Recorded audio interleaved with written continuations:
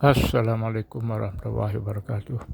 Alhamdulillahirabbil alamin. Allahumma shalli ala Muhammad wa ala ali Muhammad.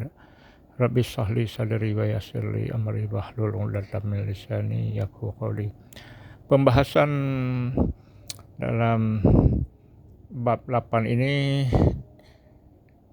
adalah gagal dalam kuliah namun berhasil dalam usaha. Banyak orang yang tidak berhasil dalam kuliah, gagal dalam karir, tertunda dalam berumah tangga, tetapi berhasil dalam jualan martabak atau jualan mie pedas dan atau jualan macam-macam kuih atau yang lainnya. Berbagai usaha dilakukan berhasil hingga menjadi pengusaha sukses. Maksudnya secara bertahap, setahun 2 tahun hingga sukses. Padahal tadinya gagal dalam kuliah, gagal dalam karir, telat berumah tangga. Tapi alhamdulillah berhasil dalam usaha sampai menjadi pengusaha sukses. Pengusaha sukses dalam bidang jualan berbagai produk makanan basah atau makanan kering. Karena tadinya dimulai dengan jualan martabak, jualan mie, jualan kuih, sehingga berkembang menjadi usaha sukses dalam bidang produk makanan basah atau makanan kering. Kemudian selanjutnya ada juga orang berhasil dalam kuliah, cepat selesai, mencapai komrud S1 dan S2, cepat dapat kerja, karir mentereng, sudah punya istri, anak, tapi banyak kemelut dalam keluarga, banyak masalah dalam keluarga. Maka terpaksa merajalela di jalanan dan di mana-mana. Tidak pulang ke rumah karena ada masalah. Pikiran selalu kalut. Baru pulang saat mau tidur. Kepuasan selalu didapat di luar rumah. Oleh karena itu, rumah hanya dijadikan sebagai tempat akhir bila sudah bosan di luar. Jadi, ada orang berhasil dalam kuliah, nilai tinggi, komrud, S1 sampai S2, cepat dapat karir, tetapi masalah dalam rumah tangga. Oleh karena itu, beda-beda keberhasilannya. Yang penting kita harus fokus bagaimana keadaan kita sehingga kita bisa mengarah kemana ya harus kita tuju untuk berhasil. Ada orang bahagia dalam rumah tangga bersama anak istri tercinta, sukses dalam karir atau maju dalam usaha, dapat gelar master atau S2, tetapi dia terjebak dalam rutinitas rumah tangga, karir. Dari antara kantor dan rumah. Sibuk dengan berbagai bisnis. Ada bisnis lagi. Akhirnya tidak terasa penyakit mulai menggerogoti tubuhnya dengan gula tinggi, hipertensi, asam urat atau kolesterol yang bercampur aduk menjadi komplikasi. Kenapa?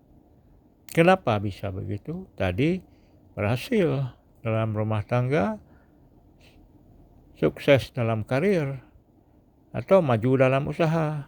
Gelarnya pun sudah master. Tapi belum terlalu tua, sudah digerogoti oleh penyakit.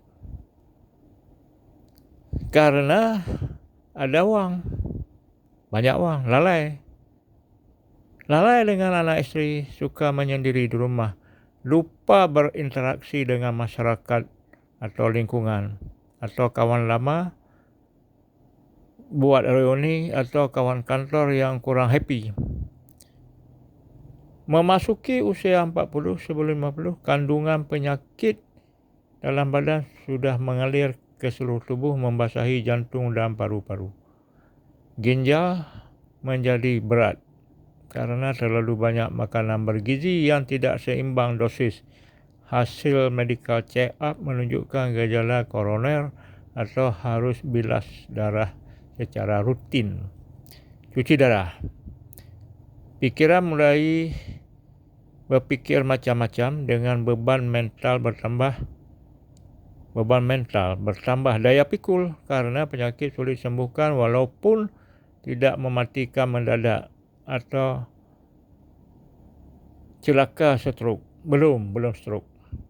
Harapan sukses berhasil bahagia mulai terkendala di usia relatif belum tua. Jadi ini permasalahannya karena lalai banyak uang, karena berhasil banyak uang, berhasil dalam karir, dalam usaha, dalam rumah tangga, lalai kurang peduli, kurang merawat diri, sembarangan makan, sehingga banyak penyakit. Maka oleh karena itu, dan daripada yang mana sesungguhnya hidup ini adalah dinamika perputaran waktu pagi, siang, sore, malam yang harus dikelola dengan penuh perhitungan, bahwa keberhasilan yang dipadukan dengan status gelar, karir di tempat kerja atau usaha bisnis yang maju, bahagia di rumah tangga, berbaur dengan manusia dalam bingkai interaksi sosial, dengan alam, dengan lingkungan hidup, harus ada gerak badan, senam jasmani, hiburan berkala, makan teratur dengan menu sehat, tertib waktu dengan salat 5 waktu.